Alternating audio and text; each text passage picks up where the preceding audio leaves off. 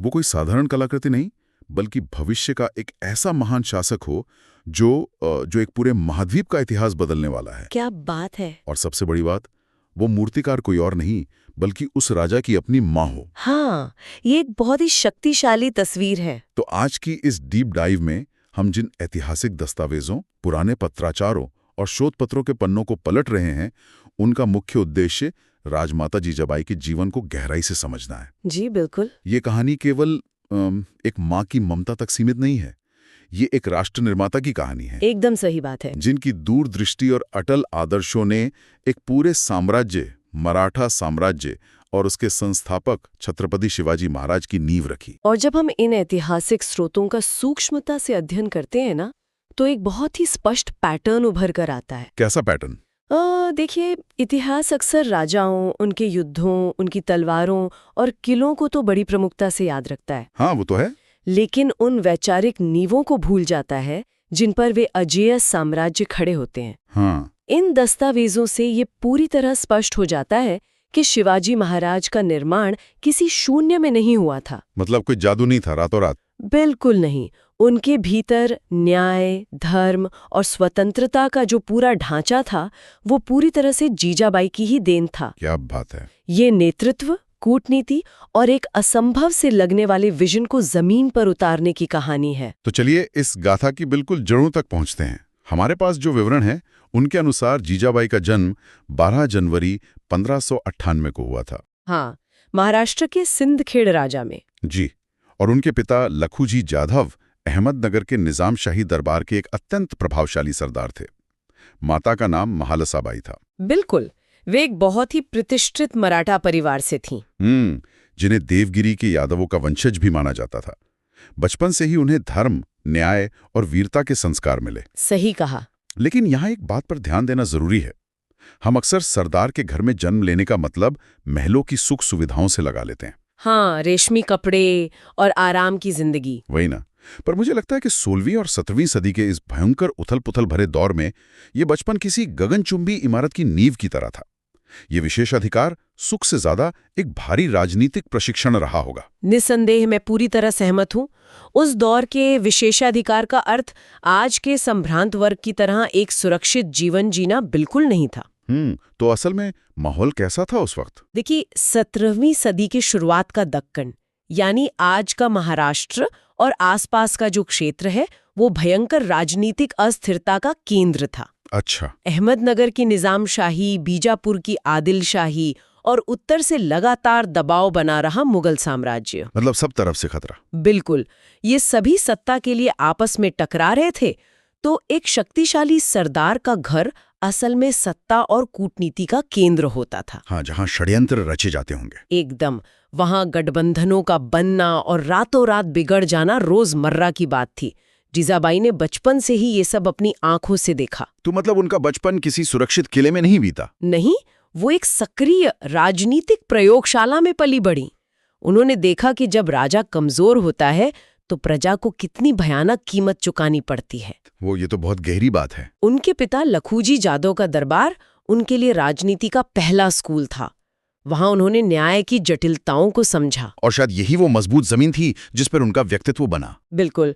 जब चारों तरफ युद्ध और धोखेबाजी का माहौल हो, तब सिद्धांतों पर टिके रहना कितना जरूरी है, ये समझ उनके भीतर बहुत कम उम्र में ही आ गई थी। और ये वैचारिक मजबूती बहुत जल्द एक भयंकर परीक्षा से गुजरने वाली थी। हाँ, उनका विवाह। जी। स्रोतों के अनुसार उनका विवाह शाहजी भोसले से हुआ, जो उस समय के एक बेहद पराक्रमी सेनापति थे। बहुत महत्वाकांक्षी भी। लेकिन ये वैवाहिक जीवन बहुत ही चुनौतीपूर्ण था। शाहजी भोसले का अधिकतर समय युद्ध के मैदानों में ही बीतता था। सही बात है। वे कभी एक खेमे में होते तो कभी दूसरे में। और इन बेहद कठिन परिस्थितियों में जीजाबाई ने लगभग अकेले ही अपने पुत्र शिवाजी का पालन पोषण किया। ये एक बहुत महत्वपूर्ण बिंदु है। हाँ, और जरा रुकिए, जब हम इतिहास पढ़ते हैं ना, तो अक्सर पति के युद्ध पर जाने और पत्नी के घर संभालने को एक बहुत ही सामान्य पारिवारिक स्थिति मान लिया जाता है। जैसे ये तो औरतों का काम ही था। वही तो, जैसे ये कोई बड़ी बात ना हो। लेकिन हम 17वीं सदी की बात कर रहे हैं। चारों तरफ दुश्मन रियासतें हैं, कभी भी कोई हमला हो सकता है। बिल्कुल।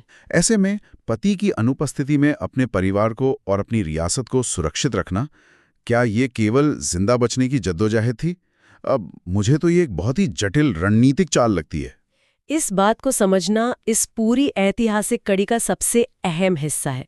शाहजी भोसले लगातार युद्धों में व्यस्त थे। हाँ, राजनीतिक परिस्थितियों के कारण शाहजी को अक्सर महाराष्ट्र से दूर कर्नाटक के बेंगलुरु क्षेत्र में अपना अधिकार जमाना पड़ा। मतलब एक बहुत बड़ी भौगोलिक दूरी थी दोनों के बीच। एकदम सही। हाँ। और इस दूरी ने एक बहुत ही दिलचस्प परिस्थिति को जन्म दिया। शाहजी की अनुपस्थिति ने जिजाबाई को पुणे और आसपास के क्षेत्रों में एक स्वतंत्र अधिकार दे दिया। अच्छा। जी, उन्हें एक अनोखी वैचारिक स्वतंत्रता और निर्णय लेने की स्वायत्ता मिल गई। वैचारिक स्वतंत्रता, क्या हम इसे थोड़ा और खोल सकते हैं? ये कैसे काम कर रही थी? देखिए, अगर शाहजी भोसले हमेशा अपने परिवार के साथ होते तो जाहिर है कि शिवाजी पर उनके तात्कालिक गठबंधनों का सीधा प्रभाव पड़ता। हाँ, क्योंकि शाहजी तो सुल्तानों के लिए काम कर रहे थे। बिल्कुल, शाहजी कभी आदिल शाह के लिए लड़ रहे थे तो कभी मुगलों से उलझ रहे थे। ऐसे में एक बच्चे को ये समझाना बहुत मुश्किल होता कि हमारा असली लक्ष्य क्या है। ये तो है। बच्चा तो कंफ्यूज हो जाता। सही कहा। लेकिन जिजाबाई के अकेले होने के कारण उन पर किसी बाहरी सत्ता या समझौते का दबाव नहीं था। अरे वाह। कोई उन्हें ये बताने वाला नहीं था कि दरबार में कैसे झुककर सलाम करना है या किस सुल्तान की अधीनता स्वीकार करनी है। उस एकांत ने ही उन्हें वो शक्ति दी कि वो स्वतंत्र सोच विकसित कर सकें। हाँ, वे बिना किसी बाहरी हस्तक्षेप के पूरी तरह से एक स्वतंत्र राष्ट्र का स्वप्न अपने बेटे के मन में रोप सकी। ये नजरिया तो पूरी कहानी को ही पलट देता है। जो चीज सतह पर सबसे बड़ी कमजोरी या अकेलापन लग रही थी, वही असल में उनकी सबसे बड़ी कूटनीतिक ताकत बन गई। बिल्कुल ऐसा ही है। उन्होंने उस दूरी का इस्तेमाल एक सुरक्षा कवच के रूप में किया। और स्रोत बार बार उल्लेख करते हैं कि जीजाबाई ने शिवाजी को रामायण और महाभारत के आदर्शों के माध्यम से प्रेरणा दी। जी, उन्होंने वीर पुरुषों की कहानियां सुनाकर उनके भीतर राष्ट्रभक्ति की ज्वाला भड़काई। लेकिन मैं यहाँ एक चीज समझना चाहता हूँ। क्या ये केवल नैतिकता सिखाने वाली सोने से पहले की कहानियां थी? क्योंकि एक राज्य बनाने के लिए केवल अच्छी कहानियों की नहीं, रणनीतियों की जरूरत होती है। और यहीं पर जीजाबाई की बुद्धिमत्ता सबसे अधिक चमकती है। कैसे? वे जो कहानियां सुनाती थीं, वो केवल धार्मिक प्रवचन नहीं थीं। वे राजनीति विज्ञान, युद्ध कला और गठबंधन बनाने के व्यावहारिक पाठ थे। अच्छा, मतलब महाभारत की आड़ में कूटनीति। बिल्कुल। जब वे महाभारत की बात करती थीं, तो वे ये समझाती थीं कि जब सत्ता अत्याचारी हो जाए तो एक छोटी सी सेना लेकर भी बड़े साम्राज्य के खिलाफ गठबंधन कैसे बनाए जाते हैं। श्री कृष्ण की रणनीतियां। एकदम सही। और जब रामायण की बात होती तो ये समझाया जाता कि श्री राम ने एक शक्तिशाली रावण को हराने के लिए वानरों और वनवासियों की सेना कैसे संगठित की। तो एक तरह से वे इन महाकाव्यों को डिकोड कर रही थी। हाँ, वे शिवाजी को ये सिखा रही थी कि जब तुम्हारे पास कोई बड़ी सेना ना हो तो आम लोगों और किसानों को जोड़कर एक नई ताकत कैसे खड़ी की जाती है। मुझे तो यहाँ एक बहुत ही आधुनिक उपमा याद आ रही है। कौन सी उपमा? जीजाबाई किसी सॉफ्टवेयर डेवलपर की तरह थी। अच्छा, सॉफ्टवेयर डेवलपर कैसे? मतलब उन्होंने शिवाजी के दिमाग में स्वराज्य का मुख्य ऑपरेटिंग सिस्टम OS इंस्टॉल कर दिया था, और वो भी तब जब शिवाजी असल युद्ध के मैदान में उतरे भी नहीं थे। अरे वाह, ये बहुत ही सटीक तुलना है। और इसी शिक्षा से वह विचार निकला जो दस्तावेजों में सबसे शक्तिशाली रूप से उभरता है, यह भूमि हमारी है, इसे स्वतंत्र कराना हमारा कर्तव्य है। यही तो हिंदवी स्वराज्य का आधार था। बिल्कुल। उस समय दक्कन की जनता भारी करों, लूटपाट और सुल्तानों के अत्याचारों से त्रस्त थी। जीजाबाई ने इस जन असंतोष को एक स्पष्ट राजनीतिक दिशा दी। तो जब वो कहती थी कि ये भूमि हमारी है, तो वो सिर्फ जमीन की बात नहीं कर रही थी। नहीं, वे स्वाभिमान, सांस्कृतिक पहचान और एक ऐसे तंत्र की बात कर रही थी जहां न्याय सर्वोपरि हो। इसे ही स्वराज कहा गया। स्वराज। तो इस स्वराज के कॉन्सेप्ट की गहराई क्या थी? गहराई ये थी कि ये केवल एक शासक को हटाकर दूसरे शासक को गद्दी पर बैठाने का संघर्ष नहीं था। ये कोई निजी संपत्ति जीतने की लालसा नहीं थी। तो ये एक वैचारिक क्रांति थी। एकदम, जहां एक नए प्रकार के राज्य की कल्पना की जा रही थी। एक ऐसा राज्य जो आम इंसान का हो, जहां किसानों को लूटा ना जाए। ये तो बहुत ही ऊंचा आदर्श है। लेकिन राज्य केवल आदर्शों से नहीं चलते। सही बात है। जब राजा युद्ध के मैदान में हो तो राज्य के भीतर का प्रशासन, अर्थव्यवस्था और कानून व्यवस्था किसी को तो संभालनी पड़ती है। और यहीं पर हमारे स्रोत एक अनदेखा पहलू सामने रखते हैं। दस्तावेज बताते हैं कि जब शिवाजी अभियानों में व्यस्त रहते थे, तब जिजाबाई राज्य की मुख्य प्रशासनिक धुरी थीं। मतलब हमेशा कहानियों में राजा को सिंहासन पर बैठे देखा जाता है, लेकिन क्या असल में जिजाबाई उस राज्य की सीईओ, चीफ एग्जीक्यूटिव ऑफिसर थी? आप उन्हें बिल्कुल सीईओ कह सकते हैं। वे एक बेहद प्रैक्टिकल लीडर थीं। तो वे जमीनी स्तर पर काम कैसे कर रही थी? क्या उनके प्रशासन का कोई ठोस उदाहरण हमें मिलता है? बिल्कुल मिलता है, और वो उदाहरण उनकी नेतृत्व क्षमता को पूरी तरह साबित कर देता है। कौन सा उदाहरण? आदिल शाही के एक सेनापति मुरार जगदेव ने पुणे पर हमला करके उसे पूरी तरह तहस नहस कर दिया था। अच्छा। उसने वहां गधों का हल चलवा दिया था और एक लोहे की छड़ गाड़ कर ये घोषणा कर दी थी कि ये जमीन अब श्रापित है। श्रापित है? हाँ, कि जो कोई यहाँ बसेगा वो नष्ट हो जाएगा। जनता भाग चुकी थी, पुणे खंडर बन गया था। ये तो सीधा मनोवैज्ञानिक युद्ध था, लोगों के मनोबल को तोड़ने के लिए। ठीक कहा आपने। और जीजाबाई ने इस मनोवैज्ञानिक युद्ध का जवाब एक शानदार कूटनीतिक तरीके से दिया। वे किशोर शिवाजी को लेकर पुणे आईं। फिर क्या हुआ? उन्होंने उस लोहे की छड़ को उखाड़ फेंका और उस जमीन पर सोने का हल चलवाया। सोने का हल? अरे वाह, ये तो बहुत शक्तिशाली सिंबल है। बिल्कुल, ये प्रतीक था समृद्धि का और इस बात की गारंटी का कि अब ये जमीन श्रापित नहीं है। मतलब उन्होंने जनता का डर खत्म कर दिया। हाँ, उन्होंने किसानों को वापस बुलाया, उन्हें बीज और आर्थिक सहायता दी। ये सिर्फ जमीन को आबाद करना नहीं था, ये पूरी अर्थव्यवस्था को फिर से जिंदा करना था। ये अविश्वसनीय है।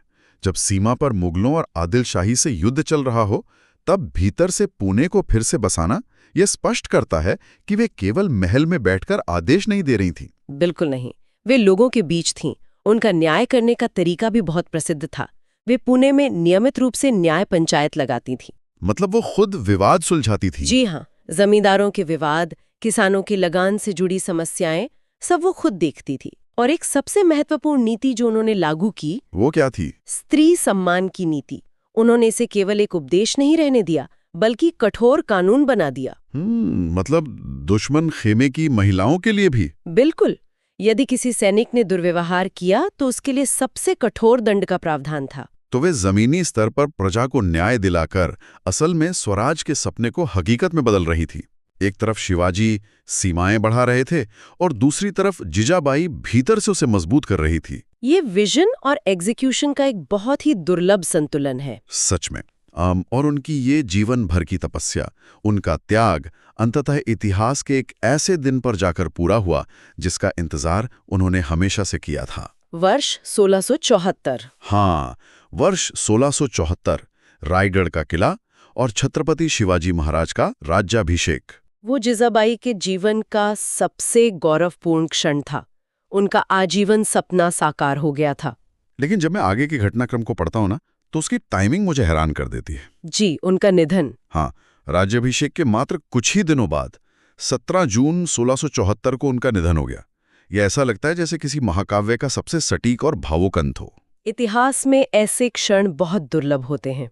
अगर हम इसे देखें तो यह किसी के जीवन के सर्वोच्च उद्देश्य की पूर्णता है। बिल्कुल। जरा कल्पना कीजिए, जिस बेटे को उन्होंने इतनी मुश्किलों में गढ़ा, उसे अंततः एक शक्तिशाली साम्राज्य के छत्रपति के रूप में मुकुट पहनते देखना। वो बीज अब एक विशाल वृक्ष बन चुका था। उनका मिशन पूरा हो गया था। अब वो स्वराज्य अपने पैरों पर खड़ा हो सकता था। हाँ, इसलिए उनका जाना केवल एक भौतिक अंत नहीं था, बल्कि एक महान मिशन की पूर्णता थी। राजमाता जिजाबाई केवल इतिहास की एक पात्र नहीं है, वे भारतीय नारी शक्ति और दूरदर्शिता का प्रतीक है। एकदम सही। उनका जीवन साबित करता है कि सही शिक्षा और संकल्प से इतिहास की धारा मोड़ी जा सकती है। तो इस पूरी चर्चा के अंत में एक विचार है जो मेरे मन में आ रहा है। क्या विचार? हमने बात की कि कैसे जिजाबाई ने शिवाजी महाराज के भीतर स्वराज्य का बीज बोया, लेकिन जिजाबाई के अपने विचारों की नींव कहाँ से आई? हाँ जी, एक बहुत ही गहरा प्रश्न है। अगर हम उनके वंश को देखें तो वो देवगिरी के यादवों की वंशज थीं। देवगिरी दक्कन का वो आखिरी स्वतंत्र साम्राज्य जिसे आक्रांताओं ने नष्ट कर दिया था। हाँ, सदियों पहले। तो जरा सोचने वाली बात है कि क्या एक अपना संप्रभु राज्य खोने की वो दर्दनाक स्मृति, वो टीस उनके परिवार में पीढ़ियों से कहानियों के जरिए आगे नहीं बढ़ रही होगी? ओह, ये तो बहुत ही दिलचस्प नजरिया है। शायद वो स्वराज्य का सपना किसी एक जन्म का नहीं था। शायद वो सदियों की एक खोए हुए साम्राज्य की स्मृति थी, जिसे जिजाबाई ने सहेज कर रखा और शिवाजी के जरिए हकीकत में बदल दिया। सच में ये सोचने पर मजबूर करता है कि कैसे अतीत की अनकही स्मृतियां भविष्य के साम्राज्यों की नींव रख सकती हैं। बिल्कुल। अगर बंद दरवाजों के पीछे एक माँ की शिक्षाएं इतिहास बदल सकती हैं, तो न जाने आज भी ऐसे कितने अनसुने मार्गदर्शक होंगे जो भविष्य की नींव चुपचाप तैयार कर रहे हैं। बहुत ही सुंदर विचार है ये। इसी विचार के साथ हम आज की ये चर्चा यहीं समाप्त करते हैं। ऐतिहासिक पन्नों की इस यात्रा में हमारे साथ जुड़ने के लिए धन्यवाद।